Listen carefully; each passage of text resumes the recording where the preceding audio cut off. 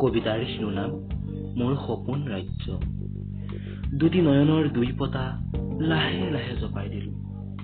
দেখিবলৈ পালো চাৰিওফালে এটি অন্ধকাৰ পৰিৱেশ। তাৰ মাজতে সোণৰ দৰে জিলিকি আছিল মোৰ সপোন ৰাজ্য।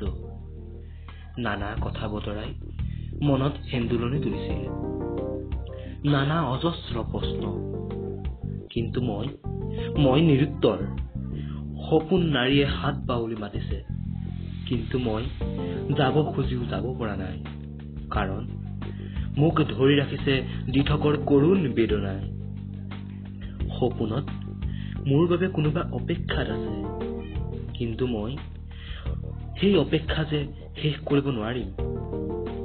স্মৃতিবোৰ স্মৃতি হিচাপেই থাকি গ'ল, সপোন কিতাপৰ পৃষ্ঠা লুটিয়াওতেই সময় গ'ল।